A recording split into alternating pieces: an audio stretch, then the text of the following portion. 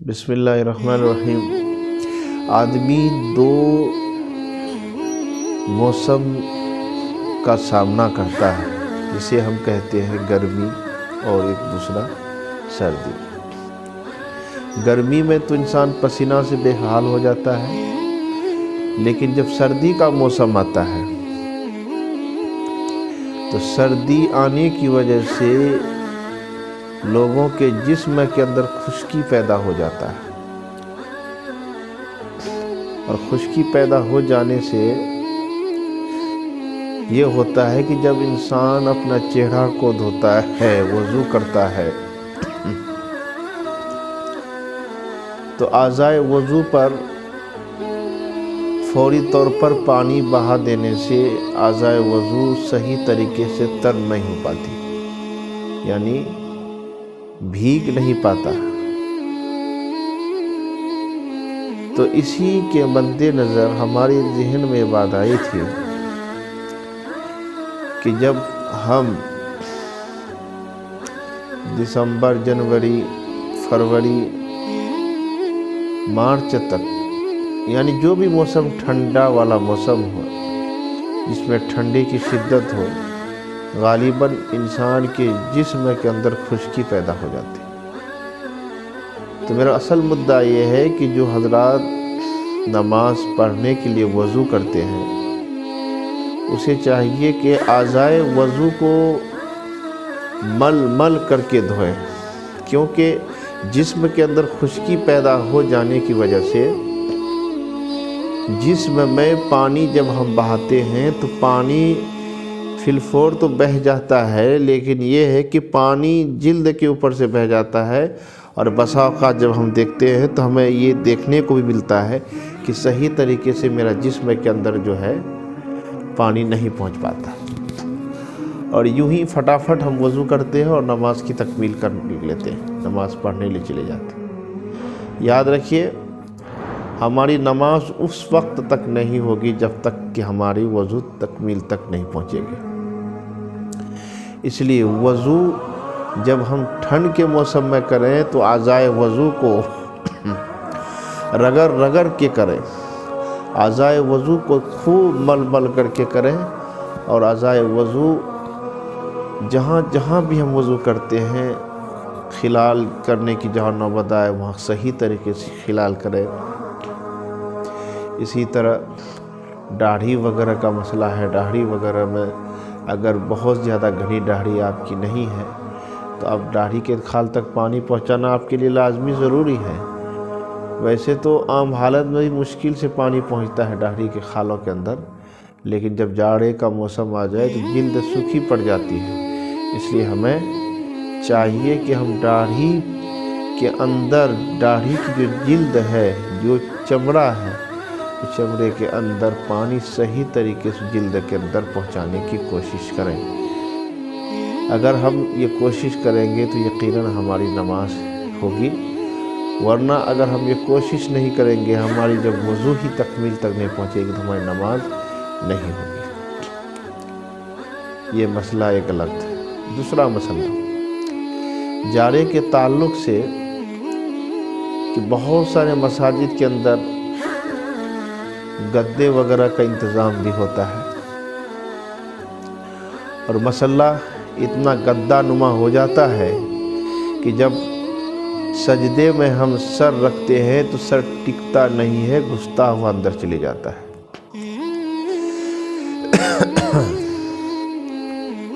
یاد رکھیں، اگر اس طرح کا قالین ہو ہمارے مساجدوں میں، یا اس طرح کے گدے کا انتظام ہمارے مساجدوں میں، ہم سر کو رکھتے ہیں، پیشانی کو رکھتے ہیں، پیشانی کے اندر جماؤ نہیں آتا ہے، تو ہماری نماز ایسے قالین پر اور اس طرح کے گدے پر درست نہیں ہے، ہماری نماز نہیں ہوتی۔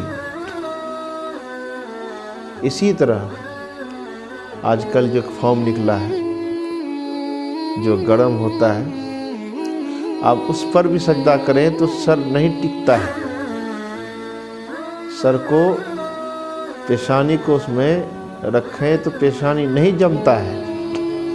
اس لیے فتویٰ دارالعلوم دیوبند کا بھی یہی موقف ہے کہ اس طرح کے مسئلے پر نماز پڑھنا مکروہ ہے، اور دوسری جگہ تو یہ بھی لکھے ہیں کہ جائز نہیں ہے، اس لیے کہ سجدے کی جگہ کا جماؤ ہونا لازمی ضروری ہے۔ دیہاتوں کا مسئلہ ہے، ہمارے دیہات علاقوں میں ایسا ہوتا ہے کہ وہاں غربت ہونے کی وجہ سے لوگ مساجدوں میں گھاس وغیرہ بچھا دیتے ہیں، دھان وغیرہ کا جو پیڑ ہوتا ہے جسے ہم دیہاتی زبان میں پوال وغیرہ کہتے ہیں، پوال وغیرہ سے تعبیر کرتے ہیں، تو ان کو بھی کافی گدا نما کی شکل میں بچھا دیتے ہیں اور پھر نمازی حضرات اس میں نماز پڑھتے ہیں۔ یاد رکھیے، اگر ہم نماز پڑھ رہے ہیں اور ہماری پیشانی کے اندر ٹکاؤ نہیں ہے، ہماری پیشانی جب ہم سجدہ کرتے ہیں تو سجدہ کے اندر جماؤ نہیں ہوتا ہے۔ جماؤ کہتے جیسے میں نے یاد رکھا، ایسے نہیں بلکہ ایسے، اگر ہمارے پیشانی کے اندر اس انداز کا جماؤ نہیں ہوتا ہے تو ہماری نماز نہیں ہوگی۔ جماؤ ہونا سجدے میں کیا ہے؟ لازمی اور ضروری ہے۔ اس لیے جتنے بھی مساجد کا امام ہیں، جتنے بھی علماء کرام نماز پڑھتے ہیں، خصوصی توجہ اس پر ہمیں رکھنی چاہیے۔ آج کل مساجدوں کو دیکھیے، مساجد کو بہت خوبصورت بنا دیتے ہیں ہم لوگ۔ سردی کا موسم آیا تو بہترین سے بہترین جو ہے قالین کا انتظام کر دیتے ہیں، گرمی کا موسم آئے تو کولر ایسی لگا دیتے ہیں، لیکن جس شخص سے مسجد آباد ہوتا ہے اور جس کے صدقے طفیل میں ہم اور آپ نماز پڑھتے ہیں، وہ دو اشخاص ہیں، ان میں سے ایک کو مؤذن کہتے ہیں اور دوسرے کو امام کہتے ہیں۔ امام مؤذن جب مسجد کے اندر ہوتے ہیں تو مسجد بڑی عالیشان ہوتی ہے، اور لوگ یہ سوچتے ہیں کہ واقعی میں امام صاحب اور مؤذن صاحب کے تنخواہ مناسب ہی ہوں گے، لیکن جب پوچھا جاتا ہے تو بتاتے ہیں کہ میرا تنخواہ وظیفہ اتنا ہے اتنا ہے، تو پھر سامنے والا بندہ یہ کہتا ہے کہ اللہ رب العزت آپ لوگوں کی کمائی میں جو ہے نا بہت ہی زیادہ برکت رکھے۔ مؤذن صاحب، امام صاحب، مولوی صاحب، آپ کا 5,000 6,000 روپے جو ہے نا یہ بہت زیادہ ہے، اس میں اللہ نے بہت برکتیں رکھی ہیں۔ تو یہ حال ہے آج ہمارے مسلمانوں کا، مسجدوں کو ضرورت سے زیادہ مزین کرنا، ضرورت سے زیادہ درق برق کرنا، مزین کرنا، خوبصورت بنانا جائز نہیں ہے۔ یہ فقہاء کرام کا مسئلہ ہے۔ مسجد کی خوبصورتی یہ ہے کہ مسجد میں عبادت کی جائے، نماز پڑھی جائے، یہ مسجد کی خوبصورتی ہے۔ مسجد کی خوبصورتی یہ نہیں ہے کہ رنگ پہ رنگ کی جائے اور پتھر پہ پتھر لگائی جائے، اور سیہن ہو یا سیہن کے باہر ہو یا اندرونی حصہ ہو اس کو خوب مزین کی جائے، یہ مسجد کے آداب میں سے نہیں ہے، یہ فضولیات میں سے ہے، فضول خرچی میں سے ہے۔ اس لیے ان فضول خرچوں کو چھوڑ دیجئے اور امام مؤذن کا تنخواہ میں اضافہ کیجئے، یہ اصل چیز ہے۔ لیکن آج کے متولی کو دیکھیے، ہم سب کی بات نہیں کہتے ہیں، الا ماشاءاللہ اس میں بہت دیندار لوگ بھی ہوتے، لیکن اکثریت جو ہے مزاج جو ہوتا ہے، مزاج جو ہوتا ہے، اس کا مزاج فرعونیت والا ہوتا ہے، اس کا مزاج حاکم والا ہوتا ہے۔ وہ یہ سوچ لیتا ہے کہ جو بھی ہوں میں ہی ہوں، امام صاحب سے جو میں کہوں گا ویسا اس کو کرنا چاہیے، مؤذن صاحب سے میں جو کہوں گا اسے ویسا ہی کرنا چاہیے۔ اگر میں مؤذن صاحب سے کہوں کہ رات کے 12 بجے اذان دیجئے تو وہی ہونا چاہیے۔ میرے دوستو، نہیں، آپ اس امام کی قدر کیجئے جس کے پیچھے آپ 5 وقت جھکتے ہیں، آپ اس مؤذن کے جوتوں کو سیدھی کیجئے جس کی ندا پہ، جس کی آواز پہ آپ 5 وقت مسجد میں جنت کو طلب کرنے کے لیے آتے ہیں۔ اگر وہ نہ اذان دے تو یہ حال ہے مسلمانوں کا، اگر مؤذن اذان دے تو یہ حال ہے کہ لیٹ سے مسجد پہنچتے ہیں۔ اور اگر مؤذن اذان نہ دے تو مسلمان ایسا لگتا ہے کہ گائے بکری بیچ کر سو رہے ہیں۔ اس لیے مؤذن کی قدر ہونی چاہیے، اماموں کی قدر ہونی چاہیے، مدارس میں خدمت کرنے والے علماء کی قدر ہونی چاہیے، دعوت و تبلیغ سے جڑے ہوئے حضراتوں کی قدر ہونی چاہیے۔ آج کسی حضرات کے یہاں مؤذن صاحب ہو یا امام صاحب ہو اپنی کوئی ضروریات کو لے کر جاتے ہیں تو ان کے ساتھ ایسا رویہ اختیار کیا جاتا ہے جیسے کسی فقیر کے ساتھ رویہ اختیار کیا جاتا ہے۔ مؤذن صاحب ہے، امام صاحب ہے،